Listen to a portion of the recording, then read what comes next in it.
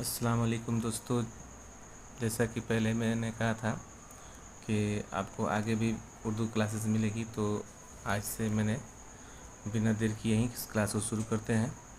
देखिए क्या कैसा कि 11th के चैप्टर में सबसे पहले खुतबा आता है। खुतबा में सर सैयद अहमद ख़ां की तारुफ़ है आज जो मैं आपके सामने पेश करने वाला हूँ। सबसे पहले में आता है कि सर सैयद अहमद ख़ां 17 अक्टूबर 1817 ईस्वी को दिल्ली में पैदा हुए।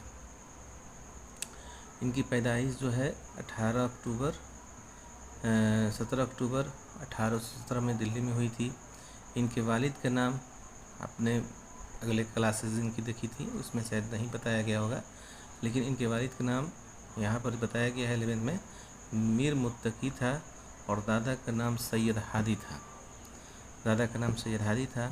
इनके इस्लाफ यानी इनके ख़ानदान जो है शाहजहाँ के ज़माने में मुग़लिया सल्तनत के बादशाह जो हुकूमत थी, उस समय शाहजहाँ की हुकूमत थी, उनके ज़माने में ये इनकी ख़ानदान जो है सऊदी अरबिया से हिंदुस्तान आए थे।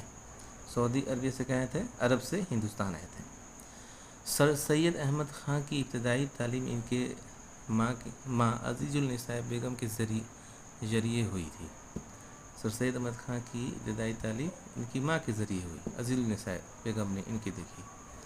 क्यों हुई ये भी देखेंगे, चूँकि सर सैयद अहमद का बचपन अपनी नानिहाल में गुजरा था।